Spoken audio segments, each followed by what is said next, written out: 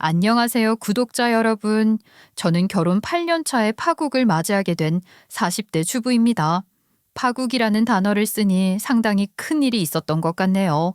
보통 인생의 큰 일이라고 하면 돈과 관련된 일들이 많죠. 코인에 투자를 했다가 억소리 나는 돈을 날려먹었다던가 아니면 믿었던 친구에게 보증을 서주었다가 뒤통수를 맞았다던가 보통은 그렇지 않겠습니까? 저도 돈으로 시작된 이야기이긴 합니다만 그냥 미워할 대상이 필요했던 한 사람이 저를 그 대상으로 삼았기 때문에 일어난 일이 아닌가 하는 생각이 들게 되더라고요. 지금 와서 다시 그날의 일을 회상하자니 분통이 터질 것 같습니다만 끝에 결국 아주 속 시원하게 복수를 했으니 이렇게 사연을 적어봅니다. 저는 어릴 때 아버지께서 돌아가셨습니다. 그건 정말 사고였다고 했어요. 시작부터 남들보다 가난하셨던 저희 부모님께서는 남들만큼 살아보고 싶으셔서 누구보다 열심히 노력을 하셨던 분들이셨습니다. 저희 아버지께서는 출발선이 조금 뒤에 있다는 이유로 남들보다 몇 배로 더 빠르게 뛰기 위해서 노력하셨던 분이셨어요. 그래서 매일 넉마가 되어 집으로 돌아오셨죠.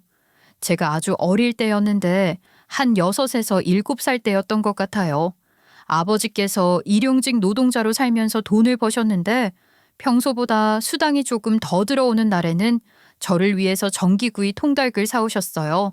그 통닭 정말 늙은 달게 퍽퍽하니 지금 먹으라면 맛 없어서 안 먹을 것 같은 통닭이었지만 그 어릴 땐 소금에 찍어 먹는 그 전기구이 통닭 맛이 얼마나 맛있었는지 모릅니다. 저녁 시간쯤 졸린 눈을 비비면서 아버지를 기다리고 있으면 식기라도 할까봐 품 안에 품고 있던 닭을 꺼내주시는데 그게 얼마나 기억에 남던지요. 지금도 엄마랑 같이 어릴 때의 일을 회상하면 꼭 나오는 이야기가 그 전기구이 통닭이었습니다. 너무 오래 구워서 기름기가 있는 대로 다 빠져서 뻑뻑하다 못해 질기기까지 한 싸구려 통닭이었지만 그 맛이 가끔은 그립기도 할 정도였으니까요. 아버지께서는 제가 12살일 때 돌아가셨습니다. 앞에서도 잠깐 이야기했지만 사고였어요. 공사장 현장에서 일을 하시다가 일어난 사고였고 어린 저에게는 자세하게 이야기를 해주지 않으셨습니다. 그저 해맑게 웃고 있는 아버지의 영정사진을 보면서 엄마한테 이제 더 이상 통닭은 먹을 수 없는 거야? 하는 말만 했으니까요. 철이 없다고요? 12살이었는걸요. 거기다가 그냥 믿고 싶지 않았던 것 같아요. 언제고 그랬듯이 아버지께서 그 낡은 외투에서 고이고이 꺼내는 통닭을 먹을 수 있을 거라 생각했는데 더 이상은 안 된다고 하니까요. 그 낡은 외투 6살 때도 본 외투였는데 몇 년이 지나도 해진 그 외투를 계속 입고 다니셨던 우리 아버지, 통닭 몇 개만 덜 사오셨어도 든든한 외투로 싸입으실 수 있었을 텐데 하는 생각이 들더라고요. 마지막 사고 날까지도 그 낡은 외투를 입고 계셨다고 하던데 12살 어린 아이에게는 그게 어떤 의미인지 잘 다가오지 않았어요. 나이를 한 해, 2해 더 먹어가고 성인이 되었을 때 우연히 엄마랑 같이 지나가던 길거리에서 본 남자 외투를 보니 아버지 생각이 절로 나더라고요. 가격도 10만 원 안짝. 그때는 이 돈이 아까워서 외투를 몇 년이나 똑같은 걸 입고 다니셨는데 요즘은 한 마리에 2만 원씩 하는 통닭. 그때라고 비싸지 않았을까요? 딸 먹이겠다고 품에 안고 오던 그 통닭이 어찌나 사무치던지요. 그래서 저는 아직도 통닭은 잘 먹지 않습니다. 사람들은 요즘 1인 1닭이라고들 하던데 저는 그렇게 닭다리를 뜯으면 아버지 생각이 나서요. 제 손에 하나, 엄마 손에 하나 쥐어주시면서 본인은 그 질기고 뻑뻑한 닭가슴살이 좋다고 살도 붙어있지 않은 목뼈를 뜯으시며 고소하다고 하셨던 우리 아버지. 이런 아버지를 어떻게 잊을 수 있겠습니까? 비록 제대로 된 직장이 없어서 일용직 노동자로 사셨고 가족들을 위해 비싼 외식 한번 시켜주지 못했던 아버지였지만 저는 그런 아버지를 참으로 존경하고 사랑했습니다. 저도 그런 사람을 만나고 싶었어요. 돈을 많이 벌어오던 벌어오지 않던 그게 중요한 게 아니라 저와 저희 엄마를 품어줄 수 있는 단단한 울타리 같은 사람을 만나고 싶다고 생각했죠. 가난이라는 건 언젠가 벗어날 수 있는 짐이라고 생각했습니다. 꾸준히 노력을 하다 보면 입에 풀칠은 하면서 살 수 있는 거라고 생각했죠. 그래서 이 사람의 재력보다는 내 편이 되어줄 수 있는 사람인지 아닌지가 더 중요했습니다. 그렇게 조건을 따진다기보단 사람을 가려가며 만나다가 연이 닿은 사람이 바로 제 남편이었습니다. 제 남편은 정신이 건실한 사람이었어요. 든든한 울타리가 되어줄 수 있는 사람이라는 생각도 들었고요. 제가 처음 남편을 만났을 때 저희 집안 사정을 다 이야기했었거든요. 홀어머니와 살고 있고 제가 회사를 다니면서 번 돈으로 온 가족이 생활하고 있다고요. 온 가족이라고 해봐야 저랑 엄마랑 달랑 둘뿐이긴 했지만요. 정말 다행인 것은 저희 부모님께 큰 빚 같은 게 없었고 살면서 큰 돈이 들어갈 만한 사건 사고가 있었던 것도 아니었어요. 그냥 늘 똑같이 돈이 없었지만 그래도 행복을 유지할 만큼은 있었던 거죠. 남편은 제 이야기를 듣고 의문이 가득한 얼굴을 했어요. 그런 반응은 많이 봤죠. 큰 돈이 나갈 일이 없었는데 왜 아직도 그렇게 가난하게 살아? 라는 질문이 나오겠거니 싶었는데 남편은 의외의 말을 먼저 뱉었습니다. 그런데 그게 왜요? 승은 씨, 혹시 제가 마음에 안 드세요? 네? 아니요. 제가 정열 씨를 왜 마음에 들어 하지 않겠어요. 그냥 제 상황이 그렇다고. 누구나 상황이라는 건 존재하는 법이죠, 뭐. 빚이 있는 것도 아니고 집안에 우환이 있는 것도 아니고 아무런 문제도 없는데 설마 아버지 돌아가신 것 때문에요? 그럴 수도 있죠. 저는 오히려 승은 씨가 저를 색안경 끼고 바라보는 것 같아서 기분이 좀 그런걸요. 그런 거 하나하나 따지고 드는 타입 아닙니다. 남편은 오히려 제가 본인 상황을 이해하지 못하는 쫌생이로 보는 것 같다면서 기분이 상했다고 했어요. 저의 집안에는 아무런 문제가 없고 본인이 생각했을 때 평범하기 짝이 없는 집안이라고 했어요. 저는 여름이면 물바다가 되고 겨울이면 창문에 서리가 끼는 저희 집이 부끄러웠지만 남편은 집이 있음에 감사해야 한다고 말을 했었죠. 저는 남편의 그런 이야기를 듣고 저보다 훨씬 힘들게 산 사람인가 싶었어요. 그 정도로 남편은 가난에 대해 잘 알았고 가난이라는 것은 병이 아니라고 그저 상황이고 언제든지 기회가 오면 벗어날 수 있는 거라고 말을 했어요. 그래서 남편의 집에 처음 인사를 드리러 갔을 때 더더욱 놀랐을지도 모르겠습니다. 저희가 연애를 한 지 1년이 다 되었을 때 결혼을 하기로 약속하고 양가 가족의 인사를 드리러 가게 되었는데 남편의 집이 엄청나게 으리으리하더라고요. 저는 꿈에서만 보았던 아파트, 그것도 초고층에 방도 4개나 있는 아파트에 발을 디디고 압도를 당했어요. 집안의 가구들도 딱 봐도 비싸 보이는 듯한 가구들로 채워져 있었고 무엇보다 따뜻한 분위기를 내는 조명 하나만 신경을 썼다는 느낌을 받게 만들었어요. 입이 떡 벌어질 만큼 깨끗하고 잘 꾸며진 집에 들어가면서 남편이 어떻게 내 가난에 동감을 해줄 수 있었을까 싶을 지경이었죠. 실제로 남편의 집은 사업을 하는 집안이었습니다. 그냥 시아버지 되실 분이 일을 오래 하셨다고만 들었었는데 작은 규모의 사업을 하시는 분이었어요. 규모가 작다고 해서 매출이 안 나오는 사업도 아니었죠. 가공 제품을 유통하시는 사업을 하셨었는데 본인 브랜드로 빵빵하게 채워서 하시는 건 아니라 작은 규모라고 설명을 하셨던 것 같아요. 한마디로 엄청나게 겸손하신 분이셨어요.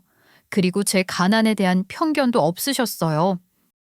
세상에 젖술부터 배부른 사람들은 집안 대대로 타고난 사람들 뿐인 게야. 나도 말이야. 직장 생활하면서 한 푼 두 푼 벌어다가 사업 시작한 거야. 딱 나이 40에 시작을 해서 20년을 조금 넘게 해왔어. 그러니까 이 정도 자리도 잡고 내 집도 마련하고 할 수 있었던 거지. 시간이 해결을 해주는 건 아니지만 그 시간 동안 단 하루도 허투루 살지 않으면 언제든지 탈피할 수 있는 게 가난이라는 거야. 대신 돈을 쓸 때 신중해야지. 투자를 할 때도 마찬가지고. 결혼하겠다고 찾아온 애들을 데리고 무슨 사업가 연설을 하고 그래요. 아유, 아무튼 오늘 만나서 반가워요. 우리 아들한테 대충 이런저런 사정 이야기는 들었어요. 뭐 그런 걸로 편견을 가질 마음도 없고 서로 좋다고 하면 우리도 굳이 반대를 할 이유가 없지. 사실 사업하는 집안이라고 하면 사업에 도움이 되는 여식을 며느리로 맞이하고 싶다는 생각을 하지 않을까 싶었었는데 저희 시부모님께서는 그런 편견 같은 건 없으신 분들이라 스스로 칭하시면서 제가 마음에 든다고 하셨어요. 특히 시어머니께서는 제 손을 보시곤 아주 야무지게 생겼다면서 집안일을 잘할 것 같다고 하셨죠. 실제로 제가 집안일을 잘 하긴 했어요. 저희 친정엄마께서 몸이 좀 약하셨었거든요. 감기도 자주 걸리시고 또 한 번 크게 앓기 시작하면 열이 잘 떨어지지 않으셨어요. 아버지께서 살아 계실 땐 병간호를 도맡아서 하셨었지만 아버지께서 돌아가신 이후에 엄마가 아프기라도 하면 제가 옆에서 내내 병간호를 해드렸었거든요. 저는 체질이 건강한지 감기에 걸린 엄마 옆에서 병간호를 해도 감기에 잘 걸리지 않았었어요. 항상 집에 있는 알약 몇 개 먹으면 괜찮아진다고 병원에도 잘 찾아가지 않으시는 엄마였었죠. 그게 마음에 걸리기도 하고 그랬었습니다. 아무튼 시어머니께서는 제 손을 잡아보시곤 잘 부탁한다고 하셨어요. 우리 애가 나이만 먹었자 아직 애야. 든든하다가도 한순간에 어리광을 부리면 어찌나 애기 같은지 몰라. 아유 엄마 왜 그런 소리라고 그러세요 부끄럽게. 저 어디 가서 막 그렇게 철부지처럼 굴거나 그러지 않아요. 알지. 엄마 앞이니까 약한 소리도 하고 그러는 거. 근데 이제 와이프가 생기면 와이프한테 어리광 부리고 해야 하지 않겠어? 우리 애가 아플 때면 갱식이죽이라고 해서 김칫국 얼큰하게 끓여다가 밥 풀어서 죽으로 만든 걸 그렇게 잘 먹었어. 그런 거 하나하나 기억해뒀다가 꼭 해줬으면 좋겠어. 시어머니께서는 저에게 남편 밥을 잘 부탁한다고 신신당부를 하셨죠. 저도 어릴 때의 기억을 되살려 전기구이 통닭을 회상하곤 했었던 터라 시어머니의 그런 마음이 너무나도 잘 이해가 갔어요. 그렇게 저희는 결혼 준비를 시작했고 양가의 차이가 있었기 때문에 아무래도 시댁에서 조금 더 돈을 보태주셨습니다. 그나마 제가 제대로 된 직장을 다니고 있었기 때문에 허락이 된 거라고 생각했습니다. 아무튼 결혼식도 시아버지의 사업 때문에 손님이 꽤 많아서 제 예상보다 큰 홀에서 해야 했고요. 그만큼 돈도 많이 들어갔죠. 저희 친정엄마는 발을 동동 구르셨습니다. 예, 우리는 돈을 거의 보태지 못했는데 너무 차이가 나는 건 아닌가 싶다. 이러다가 나중에 구박이라도 받으면 어떡하니? 적당히 수준 맞는 사람이랑 했어야 하는 건데. 그 집안 차이가 너무 나는 건 아닌가 하는 생각이 드네. 여태까지 실감하지 못했는데 결혼식장 와보니까 턱턱하다. 엄마, 우리 집안 사정 모르고 결혼 허락해 주신 것도 아닌데 뭘. 괜찮아. 우리 시부모님 정말 좋으신 분들이셔. 그만큼 내가 살면서 보답하면 되는 거고. 엄마 딸 시집 잘 간 거니까 그냥 앞으로 걱정 없이 살 수 있을 거라고 응원만 해주세요. 친정엄마는 곱디고 온 한복을 매만지며 집안 차이로 구박이나 받진 않을까 걱정을 하셨어요. 그 마음이 얼마나 애틋하던지요. 그렇게 저는 결혼식 내내 얼굴도 모르는 분들과 인사를 하면서 시아버지의 며느리가 된 것을 실감하게 되었습니다. 그리고 결혼 1년 차 떡두꺼비 같은 아들도 하나 낳았습니다. 난산이었는데 아이의 얼굴을 보니 그 고통이 언제 있었냐는 듯 씻은 듯이 사라지더라고요. 저희 아들은 건강하게 무럭무럭 잘도 자라주었습니다. 아이를 낳을 때 그 진통을 겪으면서 절대 둘째는 낳지 말아야지 했었는데 우리 아이가 걸어다니기 시작하니까 또 갓난쟁이의 그 분유 냄새가 그리워지더라고요. 그렇게 둘째도 가지게 되었습니다. 하지만 그때부터 불운이 시작되었어요. 저희 시아버지의 사업이 점점 기울기 시작했던 것입니다. 투박한 상표에 젓갈이나 무침 등을 공장에서 재가공해서 혹은 유통만 하셨던 시아버지의 사업이 떠오르는 젊은이들의 창업으로 점점 소비자들에게 외면을 받기 시작한 것입니다. 요즘 청년들의 사업 수완이 장난 아니게 좋더라고요. 인터넷에서부터 시작을 해서 투자를 받아서 상품을 펀딩하는 것까지 다양한 플랫폼에서 새로운 류의 젓갈, 무침들이 판매되기 시작했어요. 요즘 트렌드라고 하나요? 인터넷에서 먹는 방송을 하는 사람들에게 광고비를 줘가며 제품 홍보를 하고 또 개인 SNS를 통해서 장사를 하기도 하고 나이가 지긋하게 있으신 시아버지께서 그런 피드백을 따라가기란 무리가 있었죠. SNS를 설명해 드려도 하루 종일 홈쇼핑만 찾으시는 시아버지를 보면서 제가 도움을 드려야 한다고 생각했습니다. 첫 아이를 낳고 나서는 일을 그만두지 않았었는데 둘째 아이를 낳을 때쯤엔 저에게 임신 당뇨가 찾아오게 되었어요. 몸이 계속 붓고 혈당 수치는 점점 나빠지고 이러다가 임신 중독이 올 수도 있다고 안정을 푹 취해야 한다고 하는데 남편도 저에게 일을 그만두는 것이 어떻겠냐고 물어보더라고요. 둘째를 낳게 되면 첫째 아이도 가정 보육을 할 수 있는 상황이었으니까요. 물론 어린이집에 계속해서 보내긴 할 거지만 저녁 늦게까지 돌봄을 맡길 필요가 없다는 것도 아이 정서를 위해 도움이 될 것 같았어요. 그렇게 저는 둘째를 낳고 육아휴직이 끝날 때쯤 사표를 내게 되었고 두 아이를 키우면서 시아버지의 사업을 조금씩 도와드리게 되었어요. 시아버지께서 잘 모르시는 인터넷 사업 쪽으로 제가 발판을 놓기 시작했고 아이들이 낮잠을 잘 때 집안일을 끝내놓고 인터넷을 간간히 확인하면서 인터넷 방송을 하는 사람들에게 연락을 해서 시아버지의 상품을 가지고 먹방을 해줄 수 있느냐 그런 걸 물어보고 다녔죠. 물론 대부분 답장이 오지 않았지만요. 시아버지께서 잘 모르는 유통 쪽 부분을 제가 도와드리다 보니까 조금씩 상황이 나아지는 듯 했지만 그래도 확실히 역부족이었어요.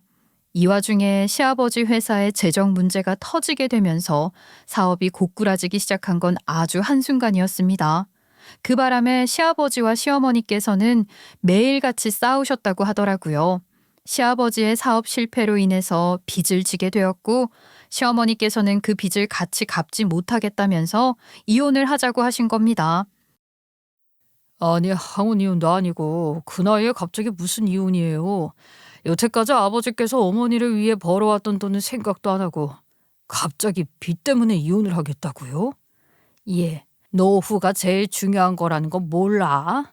지금 와서 내 통장 적금까지 다 털리면 우리는 손가락 빨고 사니? 어디 지하 단칸방에서 살아? 나는 그렇게는 못해. 아유, 이혼할 거야. 시어머니께서는 고집을 부리셨어요. 평생을 돈 한 번 벌어본 적 없던 시어머니께서 시아버지가 사업을 실패했다는 이유 하나만으로 이혼을 하겠다고 하는데 가족들은 전부 황당해했죠. 그중에 제일 큰 배신감을 느끼신 건 다름 아닌 시아버지셨어요. 본인은 끝까지 시어머니를 믿었는데 시어머니께서는 뒤통수에 뒤통수를 후려 갈겼다고 배신감에 치를 떠셨죠. 결국에 두 분은 붙을 수 없는 지경에 이르렀고 서로에게 이빨을 드러내며 으르렁 하시다가 이혼을 하셨습니다. 시어머니께서는 끝까지 빚을 떠넘기지 말라 했고 시아버지는 빚을 떠넘기지 않는 대신 그동안 벌어온 돈도 없으니 맨몸으로 나가라고 하셨죠. 빈털터리로 돈 한 푼 못 받은 시어머니께서 어디로 가셨을까요? 바로 저희 집으로 오셨습니다. 아니, 어머니, 이 짐들은 다 뭐예요? 아유, 너는 눈가리가 없니? 내 집이다. 내가 이혼당하고 돈 한 푼 못 받고 이혼을 당했는데 어디서 지내겠어. 당연히 하나뿐인 아들 집에서 지내야지. 아우, 예, 나 피곤하다. 시어머니께서는 대꾸조차 하기 싫다는 식으로 손을 허이허이 저으셨어요. 갑자기 들이닥친 위기에 저는 어쩔 줄 몰랐죠. 남편도 난감해했어요. 그렇다고 시어머니를 어디 다른 곳에 내쫓을 수도 없는 일이었고 저랑 큰 트러블이 있었던 사이도 아니었으니까요. 저도 처음 마음 그대로 시부모님께 효도를 한다는 생각으로 시어머니와 함께 잘 지내보자고 생각을 했죠. 하지만 같이 살 때와 따로 살 때는 정말 판이하게 다르더라고요. 어린 두 아이를 케어하느라 진이 빠질 정도로 힘이 들었는데 시어머니께서는 우는 아이 달래는 것 한 번을 도와주지 않으셨어요. 옆에서 내내 잔소리만 하셨죠. 예, 너는 무슨 집안을 밀림으로 만들려고 그러니? 아우, 그 가습기 좀 꺼라. 하루 종일 아주 습해 죽겠네, 정말. 첫째 아이한테 마른 비염이 있어서요. 게다가 지금 감기 때문에 숨 쉬는 걸 조금 힘들어해서 가습기 틀어두는 게 좋다고 하더라고요. 그 가습기 좀 끄라니까.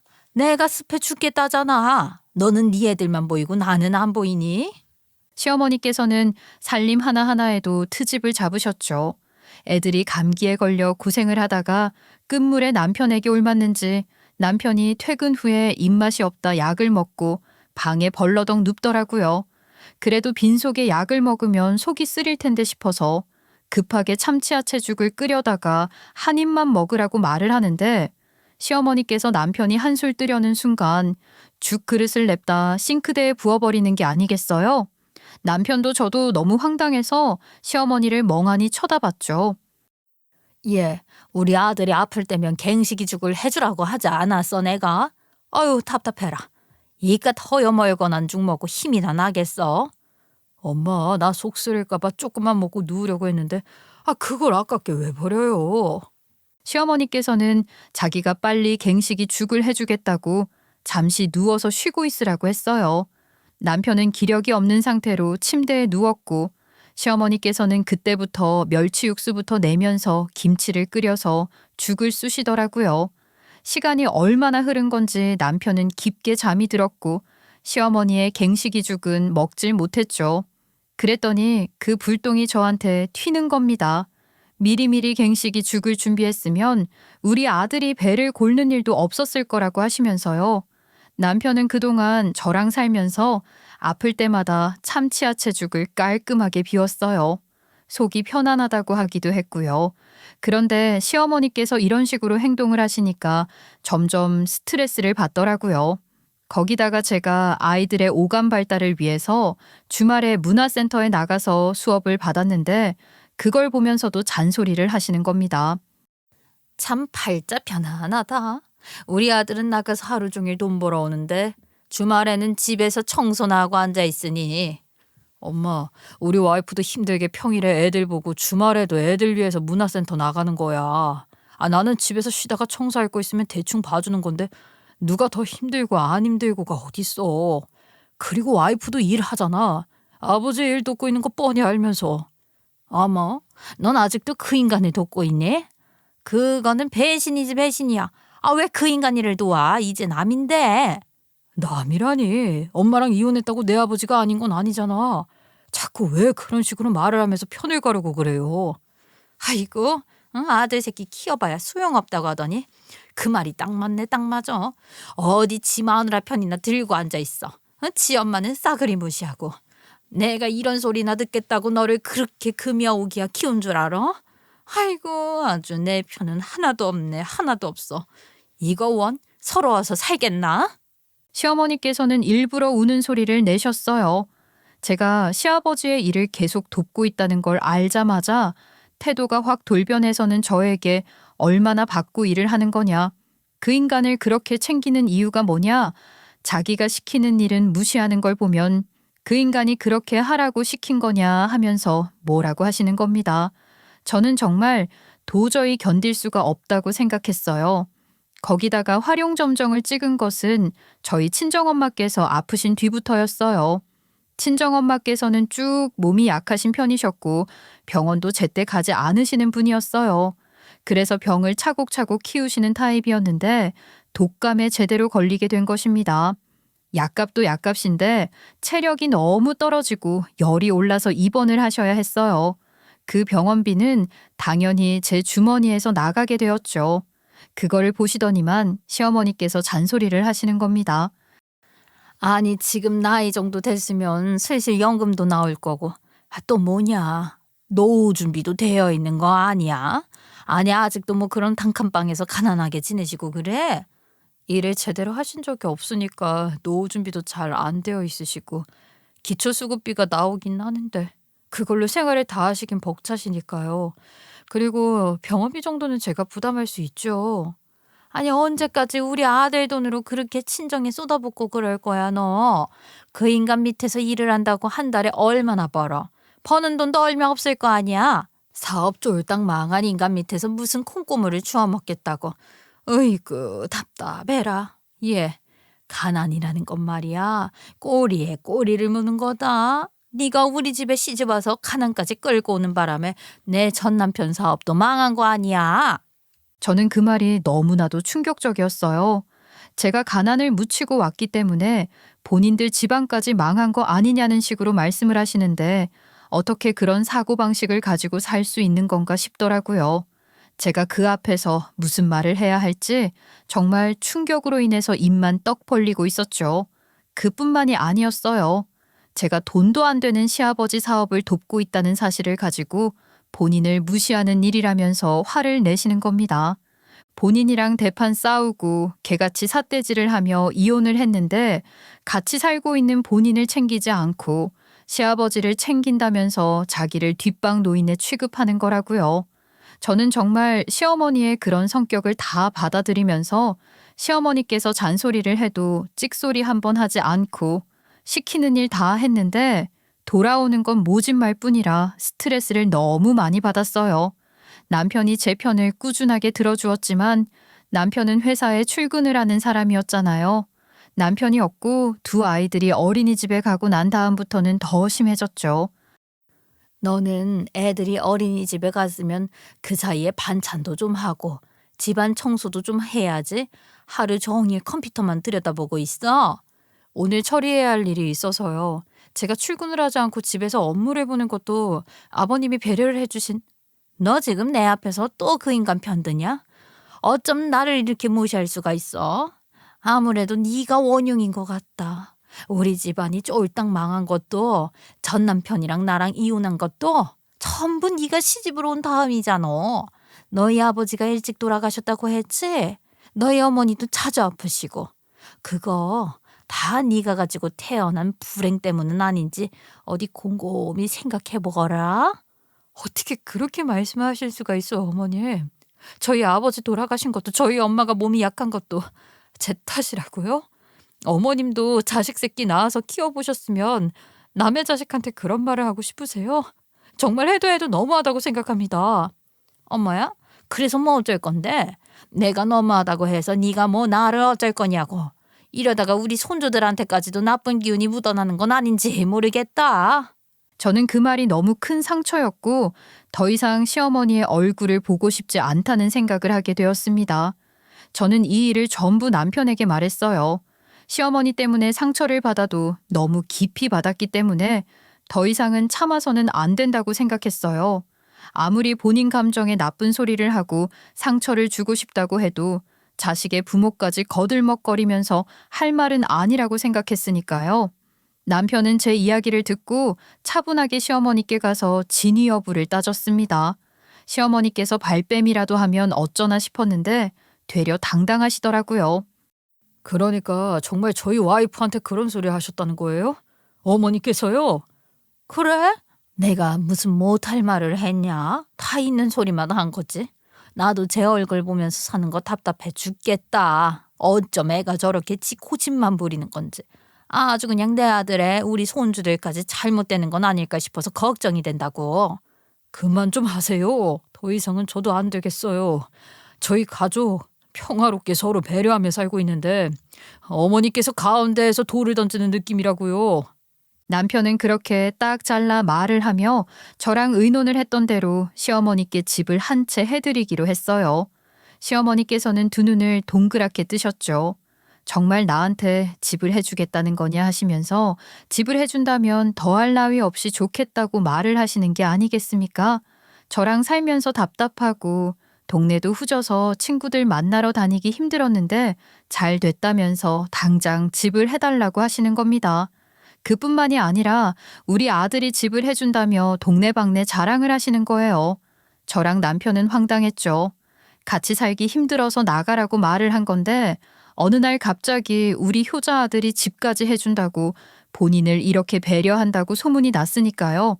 우리 아들 최고라는 말을 달고 사시는데 진작에 쫓아낼 걸 싶었습니다. 그렇게 시어머니를 분가 아닌 분가 처리해버리고 저희 가족은 다시 평화를 찾은 듯 했습니다. 저희 큰 아이가 5살에서 6살로 넘어가는 때였어요. 겨울이라 날이 너무 추워서 다들 코를 훌쩍이면서 지내고 있을 때였는데 저희 친정엄마께서 전화를 하신 겁니다. 무슨 일인가 싶었는데 엄마가 빙판길에서 넘어지면서 팔과 허리를 크게 다쳐서 수술을 하셔야 한다는 것이었어요. 저는 깜짝 놀랐죠. 거기다가 평소 체력이 약하셨던 친정엄마였기 때문에 수술을 하고 나서도 관리가 꽤 필요하다고 하더라고요. 항생제부터 시작해서 염증이 날 수 있는 경우가 많이 일어난다고, 특히 나이가 조금 있으시기 때문에 회복이 더디고 뼈가 잘 고정이 안 될 수도 있다고, 칼슘 같은 것도 잘 챙겨야 한다고 말을 하는 겁니다. 저는 수술이라는 말에 덜컥 겁이 났어요. 특히나 뼈를 고정하는 수술을 한다고 하는데 놀라지 않을 사람이 얼마나 있겠습니까? 결국 친정엄마는 허리뼈와 팔꿈치를 고정하는 수술을 받으셔야 했고 며칠간 병원에 입원도 하셔야 했습니다. 갑자기 큰 수술비가 나가게 되면서 저는 깊은 고민에 빠지게 되었어요. 제 통장 사정이 여의치 않았기 때문이었죠. 남편이 결국 수술비를 전액 결제해주게 되었습니다. 얼마나 고마웠는지 모르겠어요. 남편은 당연히 해야 할 도리를 한 거라며 걱정 말고 친정엄마의 회복을 도울 생각이나 하라고 했죠. 연세가 있으시니까 수술 후에도 후유증이 남지 않을까, 회복이 더디지 않을까 걱정했었는데 그래도 회복하는 속도는 양호한 편이셨습니다. 평일에는 아이들 어린이집에 맡겨놓고 친정엄마 병원에서 노트북 하나 들고 일을 했고요. 주말에는 남편에게 아이들을 맡겨놓고 친정엄마 병원에서 1박을 하며 병수발을 들었습니다. 길지도 않은 시간이었어요. 딱 3주 정도 그렇게 지냈어요. 남편이 주말이면 아이들이랑 즐겁게 노는 사진을 보내주기도 하고 영상통화도 하고 또 애들을 데리고 병원에 잠깐 얼굴을 비추러 오기도 했죠. 저희 친정엄마 매번 저랑 사위한테 미안하다고 집에 방문도 자제를 하셨던 분이셨어요. 시어머니께서 버티고 있었으니 더 그러셨을 수도 있죠. 눈치를 많이 보셨거든요. 그런데 병원에 입원해서 손주들이 병문안을 오니까 그렇게 좋으셨나 봐요. 손주들 웃음소리 들으니까 병이 다 낫는 기분이라고 말을 하시는데 우리 남편이 딱 그러더라고요. 퇴원하시고 나면 혼자 집에서 어떻게 생활을 하시겠냐고요. 몇 주라도 회복하고 재활하는 동안에는 저희 집에서 지내시는 게 어떻겠냐고 말을 하는데 너무나도 고맙더라고요. 사실 사위가 먼저 그렇게 생각하고 말을 해준다는 게 쉬운 일은 아니잖아요. 제가 놀란 눈으로 남편을 바라보니까 우리 남편이 저를 보고 한박 웃음을 지어주는 겁니다.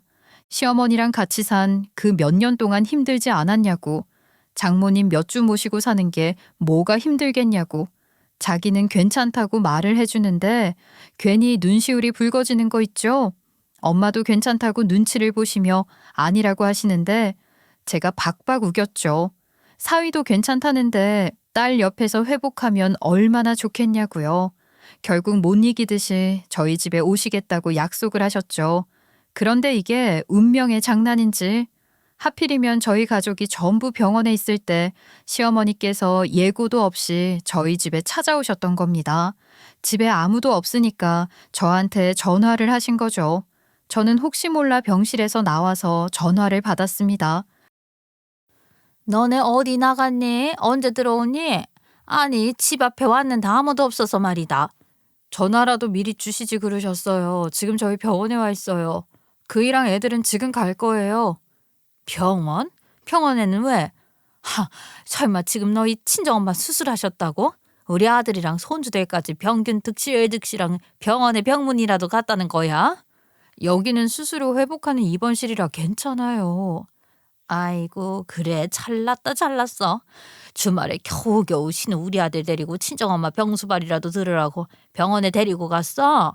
아이, 근데 우리 아들이랑 손주들은 지금 오는데 너는 왜 안 와? 저는 주말이라 여기서 하루 자고 내일 가요. 주말에는 간병인도 퇴근을 해서요. 뭐야? 그럼 주말에 우리 애들 밥은 누가 챙겨주냐? 아니, 너 설마 수술 이후에 매번 이랬던 거니? 네 팔자가 아주 상팔자다. 수술비도 우리 아들이 내준 거 아니야? 제가 지금 당장 돈이 없어서.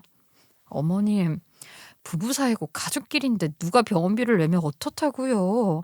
내가 남편이랑 돈 때문에 헤어졌다는 걸 잊은 거야? 아이고, 아주 잘났어. 우리 아들이 수술비까지 내주고 너는 우리 집안에 도움이 된 적이 한 번도 없는데 어쩜 그렇게 매번 돈을 빼먹기만 한다는 거야? 내가 며느리를 잘못 들여도 한참 잘못 들였지.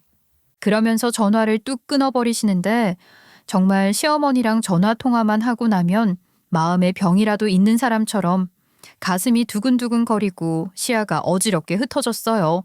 시어머니께서는 저랑 전화를 끊고 남편이랑도 통화를 하신 건지 병실에 돌아가니까 남편이 멋쩍은 얼굴을 하고 집에 가봐야겠다고 말을 하더라고요. 저는 그냥 조용히 고개를 끄덕거렸습니다. 그리고 그날 밤 정말 병원에서 잠을 자려는데 시어머니께서 전화를 내내 하시더라고요. 일부러 안 받았더니 문자 메시지로 정말 우리 아들이 애들을 데리고 자야 하는 거냐, 호래비도 아닌데 왜 저렇게 살아야 하냐 난리를 치시더라고요. 저는 정말 시어머니와 영영 이별을 하고 싶었습니다. 그리고 저희 친정엄마의 회복 속도가 나쁘지 않아서 퇴원을 해도 된다는 이야기를 듣게 되었어요. 남편이 말을 했던 대로 친정엄마께서는 저희 집에서 요양을 하시기로 했어요. 덕분에 저는 마음이 더 편안해졌죠. 제가 어차피 재택에서 근무를 하고 있었기 때문에 실시간으로 친정엄마의 상황을 돌볼 수 있다는 게 장점이었죠. 저는 그렇게 친정엄마와 함께 집에서 지내게 되었습니다. 시어머니께서 이 사실을 알면 분명히 노발대발할 거라는 걸 알고 있어서 남편도 그렇고 저도 그렇고 아이들까지 입단속을 시켰어요. 일주일이 지나고 저희 친정엄마께서도 저희와 함께 지내시는 게 무척이나 마음에 드시는 것 같았습니다. 우리 남편이 제 어릴 적 이야기를 다 들어서 알고 있잖아요. 퇴근을 하면서 어디서 사온 건지 요즘은 잘 보기도 어려운 전기구이 통닭을 사왔더라고요. 그걸 품 안에서 꺼내는데 딱 저희 아버지의 모습이 보이는 겁니다. 아이고, 이런 걸 다 사왔어. 요즘은 찾기도 힘들던데. 아휴, 그냥 와도 되는 걸 뭘 이런 거 사온다고 이 추운 날 밖에서 돌아다녔을꼬. 아휴, 저희 회사 근처에 전기구이 통닭집이 있더라고요. 식을까봐 차 안에서도 품에 꽁꽁 넣어서 왔는데 옷에 냄새 다 배어서 혼나겠어요. 얼른 식기 전에 드세요, 장모님. 아이고 참, 이렇게 다 같이 모여 있으니까 사람 사는 냄새도 나는 것 같고 그러네. 혼자 지낼 때는 집에 있으면 적적했는데 말이야. 엄마가 그렇게 이야기를 하시는데 괜히 눈물이 핑 도는 것 같더라고요. 진즉에 좀 챙겨드렸어야 했는데 제가 그렇게 바쁜 일이 많다고 친정엄마께는 신경도 못 썼던 건지 마음이 아팠죠. 그렇게 남편이 사온 전기구이는 촉촉하고 맛있었어요. 어릴 때 먹던 맛이랑은 다르더라고요.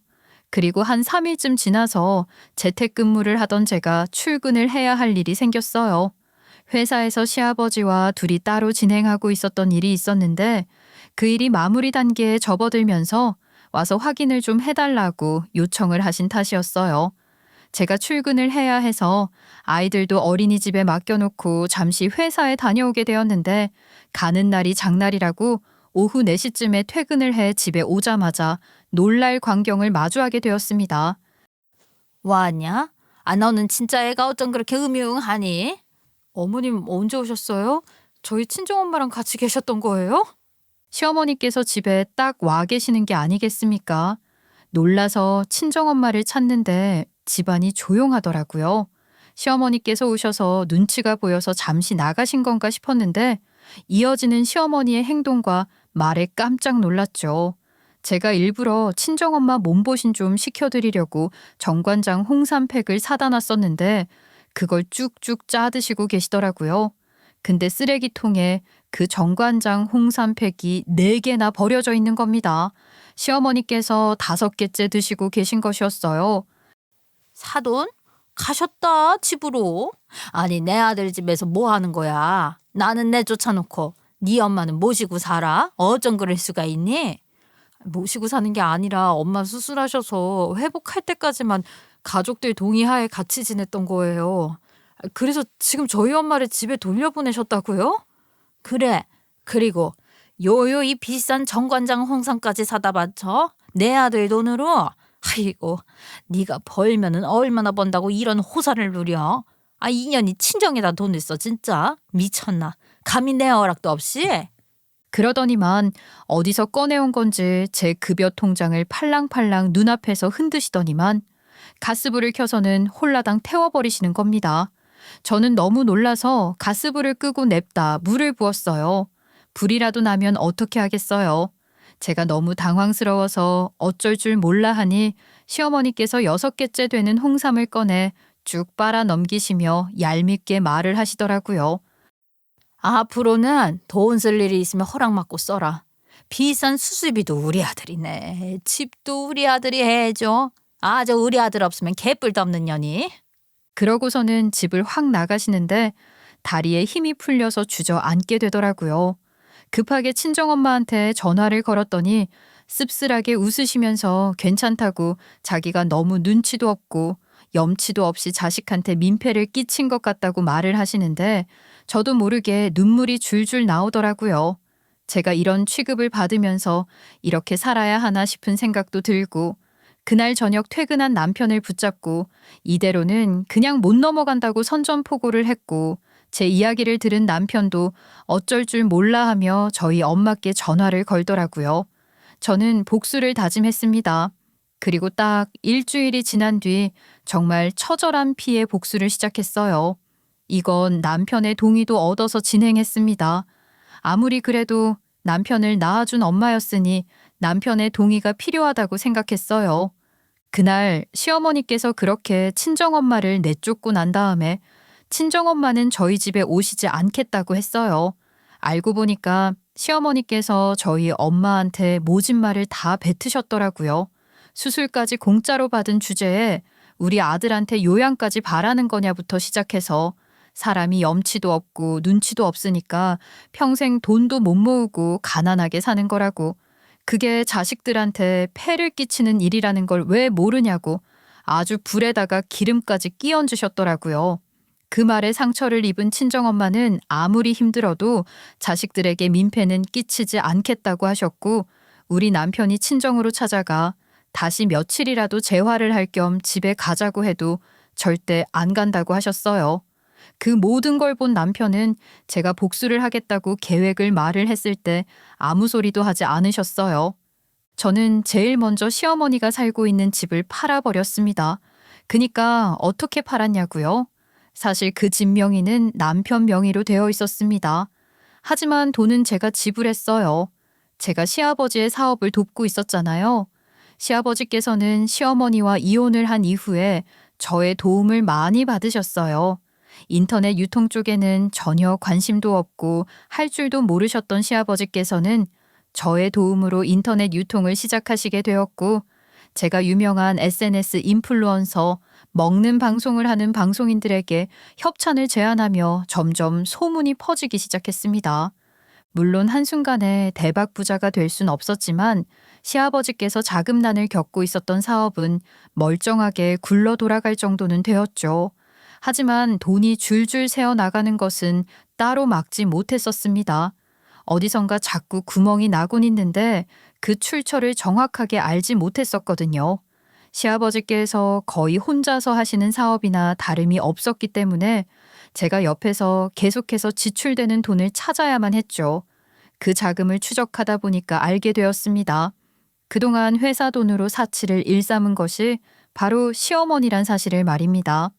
시아버지 사업이 망하기 전에는 그래도 비서도 있으시고 회계감사를 하는 부서도 있었는데 그 사람들을 꼬여내서 법인카드를 하나 받아서 사용하고 계셨더라고요. 법인카드로 비싼 명품도 사고 본인 피부 관리도 받고 하다 보니까 소명되지 않은 돈들이 줄줄이 새어나가고 있었던 거죠. 그걸 회계장부를 관리시던 부장님이 몰래 장부를 고쳐서 막아주시고 계셨는데 회사가 망하게 생기면서 인력들을 대거로 해고하게 되었고 그 과정에서 시어머니가 사용한 돈이 고스란히 드러나게 된 것이죠. 이 문제로 시아버지랑 시어머니께서 싸우다가 이혼까지 하게 된 것입니다. 시어머니께서 내 사치도 메꿔주지 못할 만큼 거지가 되었냐면서 시아버지의 자존심을 박박 긁었대요. 본인 잘못은 전혀 인정하지 않았고요. 이 사실을 알게 된 것은 저뿐만 아니라 남편도 마찬가지였습니다. 남편도 결국에는 두 분의 이혼에 찬성을 하게 된 것이죠. 시아버지는 돈 한 푼도 줄 수 없다고 맨몸으로 시어머니를 쫓아냈고 시어머니께서는 빚만 남았을 그 사업 잘 끌고 가보라며 돈 필요 없다고 나와서 저희 집에 들어오신 거였습니다. 남편은 평범한 월급쟁이였어요. 벌어오는 돈은 고정적이고 저희 가족 생활비며 지출비 또한 고정적이었죠. 그런 사람이 어떻게 시어머니께 집을 얻어드릴 수 있었겠어요? 시어머니의 면을 살려드리고자 남편 명의로 집을 얻었지만 제 돈이었습니다. 시아버지 사업장에서 꾸준히 인터넷 유통을 했고 거기서 나온 수익과 성과금으로 돈을 그럭저럭 모았거든요. 급한 대로 좋은 집은 아니지만 여유가 되는 한에서는 그나마 괜찮은 집이었어요. 그 집을 그냥 팔아버렸습니다. 그래서 남편의 동의가 필요했던 거지요. 부동산에서 시어머니 집을 내놨다고 집을 보러 간다고 연락을 하자 시어머니께서 놀라서 남편에게 전화를 했고 남편은 집을 팔아버리겠다고 말을 했어요. 그리고 그날 보러 온 신혼부부가 집을 계약했죠. 시어머니께서는 놀라서 집으로 찾아오셨습니다. 아니, 누구 마음대로 집을 팔아? 니년이 지금 나한테 복수라도 하겠다는 거야, 뭐야? 우리 아들을 꼬여내서 감히 내 거처를? 네, 복수하겠다는 건데요. 어머님, 그 집이요. 명의만 이익 거였지 제 돈으로 마련한 집이에요. 뭐라고? 아니, 네가 그럴 돈이 어디 있어서 그런 거짓말을 하고 그래? 진짠데요? 이 서류 한번 보시겠어요? 제가 혹시 몰라서 집을 계약할 때 마련해둔 서류들이 있었어요. 남편 명의로 집을 구매했지만 실제 구매 자금은 제가 마련했다는 증거를 남겨둔 것이었죠. 제 투자 금액에 대한 증빙 자료를 남겨놓았습니다. 남편은 어차피 집 소유권에 큰 관심을 두지 않았어요. 세금 감면 혜택 때문에 남편 명의로 둔 것이었지 제 돈이라는 것은 변함이 없었으니까요. 공증이 된 서류를 확인하고 시어머니께서는 이마를 짚으셨습니다. 아유, 아무리 그렇다고 해도 그렇지. 어떻게 집을 팔어? 그리고 그 돈 어디 범죄 수익으로 얻은 거 아니야? 아니, 네가 그럴 돈이 어딨어?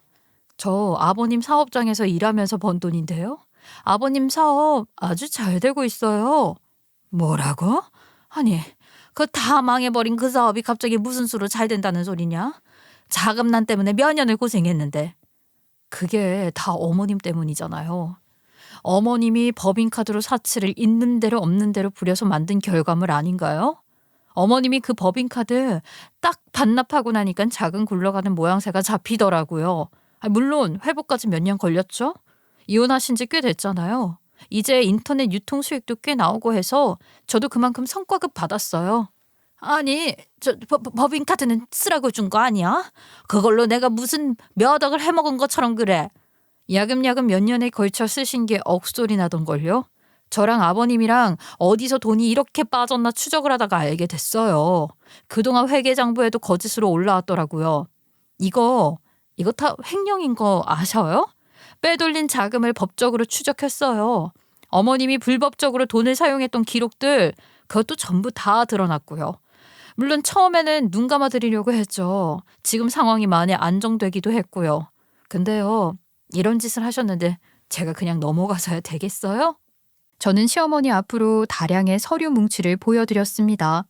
그건 전부 시어머니께서 수년 동안 법인카드를 몰래 사용했던 흔적들이었습니다. 시어머니께서는 당황스러워 하시며 어쩔 줄 몰라 했어요. 그러더니만 배째라는 식으로 나오시더라고요. 이걸로 뭘 어쩌게. 예, 뭐 나를 고소라도 하겠다는 거야? 네, 하겠다는 겁니다. 이건 아버님이랑도 상의 끝났고요. 앞으로 어머님 앞으로 된 재산은 다 압류가 되실 거예요. 그래서 그 집도 팔아버린 거고요. 어머님 앞으로 된 재산은 아니지만 실거주 상태니까 어떻게 될지 모르는 거잖아요. 시어머니께서는 그 모든 이야기를 듣고 털썩 무릎을 꿇으셨어요. 아마 하루아침에 판이 180도 바뀌어 버렸으니까 어지러우실만 하겠죠. 뭐부터 어떻게 손을 대야 할지도 막막하셨을 겁니다.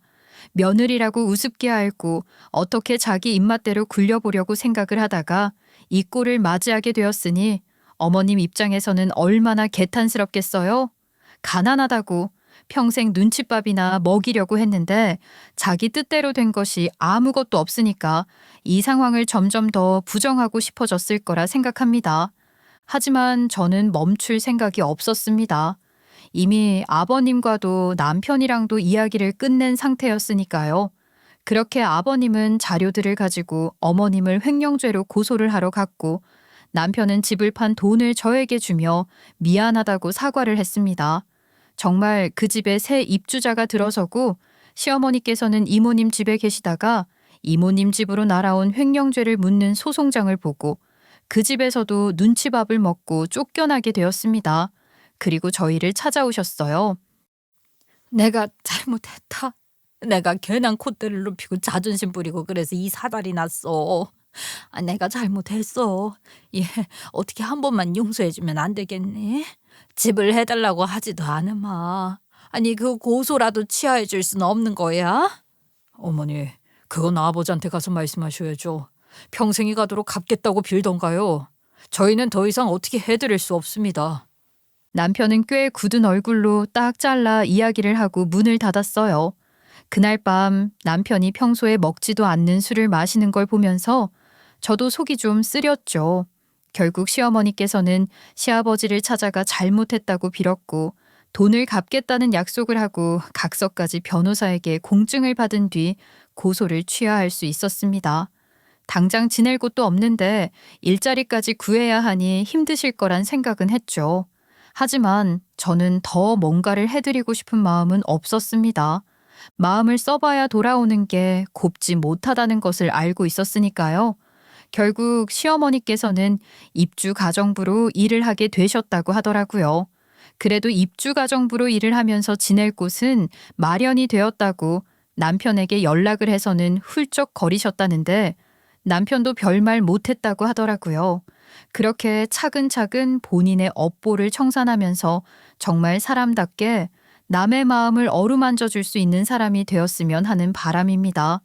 시어머니께서 본인이 제일 잘난 줄 알고 사셨겠지만 세상엔 더 잘난 사람이 많다는 것을 아셨으면 좋겠어요. 제가 서두에 파국이라는 말을 썼었는데 이 정도면 충분히 파국이지 않나요? 저랑 아이들 그리고 남편은 여전히 서로를 배려하고 위하며 살고 있지만 시어머니의 문제는 더 이상 말하고 싶지 않습니다. 그 일로 인해서 만약에 남편이 저의 편에 서지 않았다면 저희는 이혼을 했을지도 모르니까요. 지금처럼 든든한 울타리, 멋진 가장이 되어주길 바라며 남편에게 이 사연을 바치고 싶습니다. 여보 정말 고마워. 앞으로도 그 믿음에 보답하며 우리 가족을 위해서 살게. 여러분 행복한 시간 보내셔요. 제 사연은 여기서 마치겠습니다.